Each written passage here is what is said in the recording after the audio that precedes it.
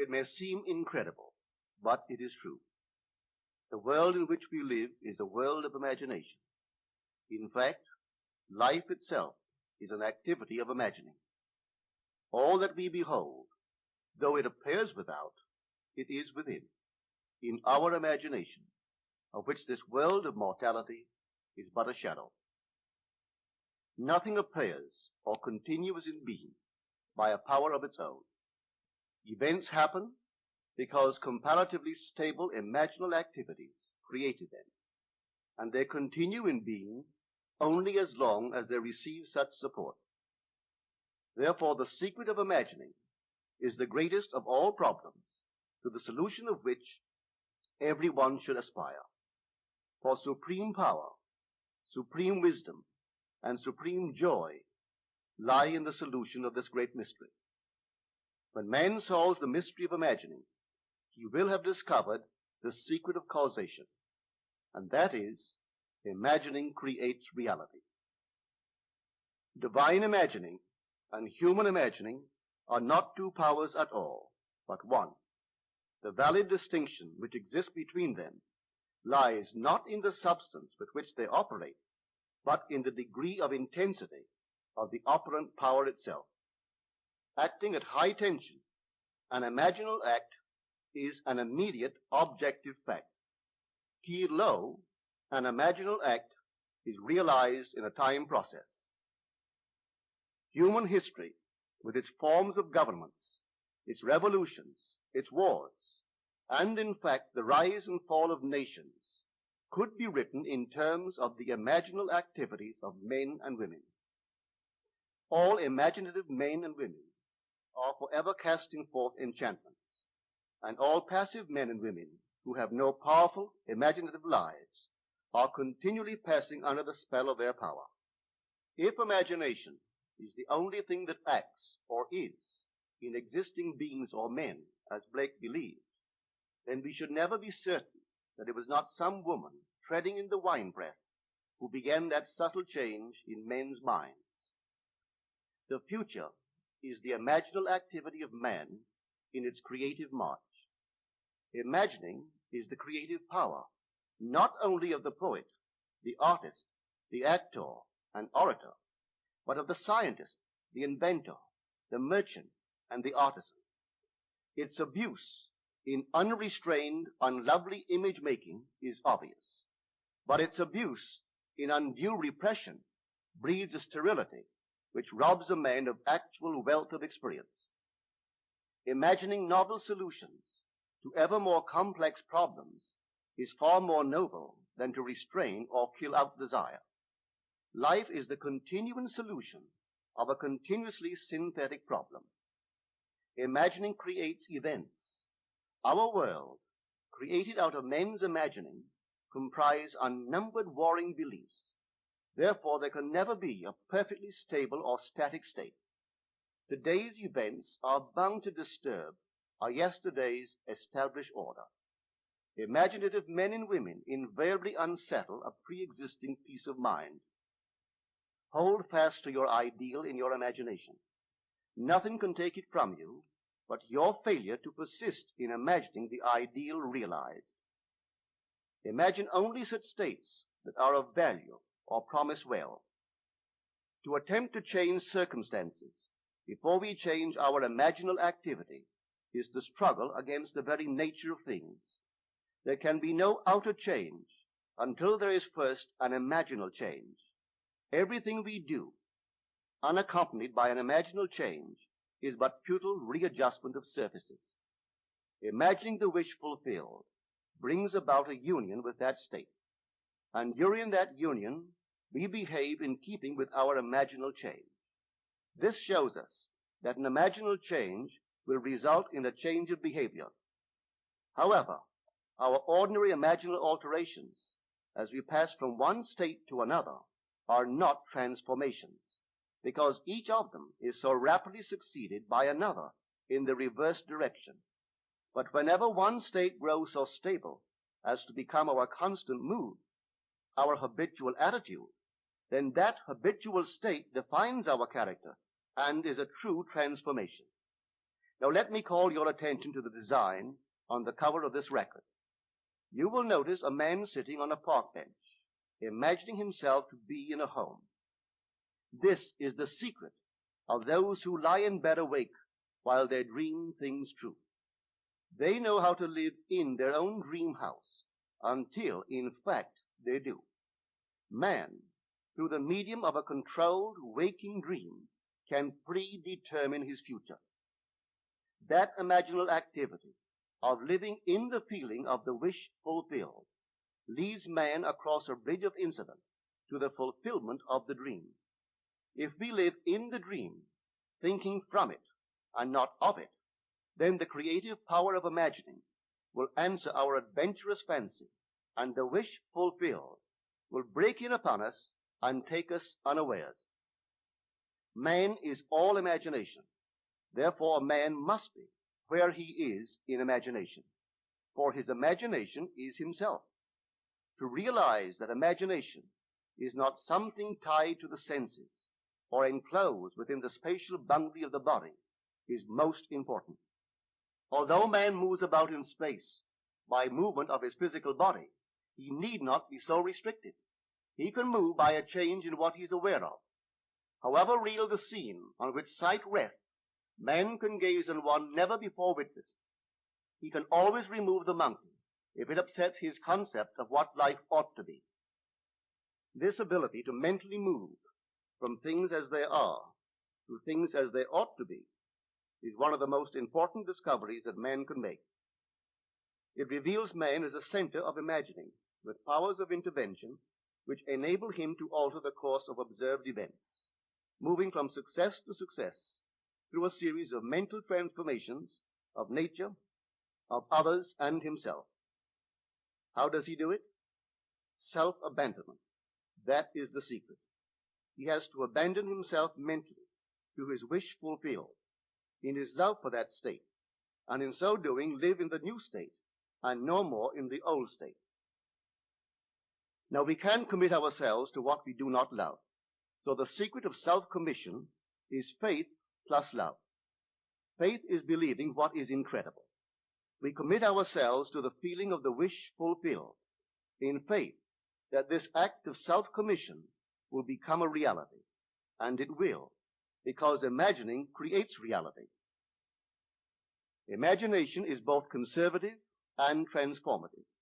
It is conservative when it builds its world from images supplied by memory and the evidence of the senses. It is creatively transformative when it imagines things as they ought to be, building its world out of the generous dreams of fancy. In the procession of images, the ones that take precedent naturally are those of the senses. Nevertheless, a present sense impression is only an image. It does not differ in nature from a memory image or the image of a wish. What makes a present sense impression so objectively real is the individual's imagination functioning in it and thinking from it, whereas in a memory image or a wish, the individual's imagination is not functioning in it and thinking from it, but is functioning out of it and thinking of it. If the individual would enter into the image in his imagination, as the design on the cover of this record suggests, then would he know what it is to be creatively transformative. Then would he realize his wish, and then he would be happy. Every image can be embodied, but unless man himself enters the image and thinks from it, it is incapable of birth. Therefore, it is the height of folly to expect the wish to be realized by the mere passage of time. That which requires imaginative occupancy to produce its effect obviously cannot be effected without such occupancy. We cannot be in one image and not suffer the consequences of not being in another. Imagination is spiritual sensation. Enter the image of the wish fulfilled, then give it sensory vividness and tones of reality by mentally acting as you would act were it a physical fact. Now, this is what I mean by spiritual sensation. Imagine that you are holding a rose in your hand. Smell it. Do you detect the odor of roses? Well, if the rose is not here, Why is its fragrance in the air? Through spiritual sensation, that is, through imaginal sight, sound, scent, taste, and touch, man can give to the image sensory vividness. If he does, all things will conspire to aid his harvesting, and on reflection, he will see how subtle were the threads that led to his goal. He could never have devised the means which his imaginal activity used to fulfill itself. If man longs to escape from his present sense fixation, to transform his present life into a dream of what might well be, he has but to imagine that he is already what he wants to be, and then feel the way he would expect to feel under such circumstances. Let him, like the make-believe of a child who is remaking the world after its own heart, create his world out of pure dreams of fancy. Let him mentally enter into his dream. Let him mentally do what he would actually do were it physically true. He will discover that dreams are realized not by the rich, but by the imaginative. Nothing stands between man and the fulfillment of his dream but facts, and facts are the creations of imagining. If man changes his imagining, he will change the facts. Man and his past are one continuous structure. This structure contains all of the facts which have been conserved and still operate below the threshold of his surface mind. For him, it is merely history. For him, it seems unalterable, a dead and permanently fixed past. But for itself, it is living. It is part of the living age. We cannot leave behind us the mistakes of our past, for nothing disappears. Everything that has been is still in existence. The past still exists, and it gives and still gives its results. Man must go back in memory, seek for and destroy the causes of evil, however far back they lie. This going into the past and replaying a scene of the past in imagination as it ought to have been played the first time, I call revision. And revision results in repeal. Changing our lives means changing the past. The causes of the present evil are the unrevised scenes of the past. The past and the present form the whole structure of man. It is carrying all of its contents with it. Any alteration of content will result in an alteration in the present and future. Live nobly, so that mind can store a past well worthy of recall. Should you fail to do so, remember, the first act of correction or cure is always revise. If the past is recreated into the present, so will the revised past be recreated into the present. Or else, the promise that though your sins are like scarlet, they shall be as white as snow, is a lie. The question may arise as to how, by representing others to ourselves as better than they really were, or mentally rewriting a letter to make it conform to our wish, or by revising the scene of an accident, the interview with the employer, and so on, could change what seems to be the unalterable facts of the past. But remember my claims for imagining. Imagining creates reality. What it makes, it can unmake. It is not only conservative, building a life from images supplied by memory. It is also creatively transformative, altering a theme already in being. The parable of the unjust steward gives the answer to this question. We can alter our world by means of a certain illegal practice, by means of a falsification of the facts, that is, by means of a certain intentional alteration of that which we have experienced, and all this is done in one's own imagination.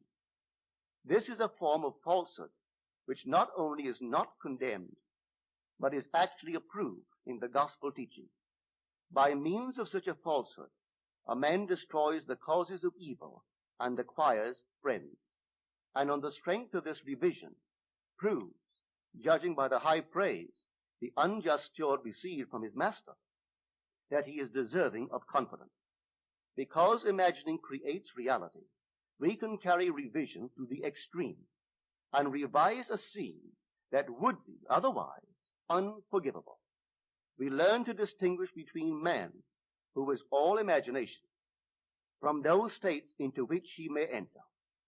An unjust steward, looking at another's distress, will represent the other to himself, as he ought to be seen. Were he himself in need, he would, like the man on the cover of this record, enter his dream house in his imagination and imagine what he would see, and how things would seem, and how people would act after these things should be. Then in this state, he would fall asleep, feeling the way he would expect to feel under such circumstances. Would that all the Lord's people were unjust stewards, mentally falsifying the facts of life to deliver individuals forevermore.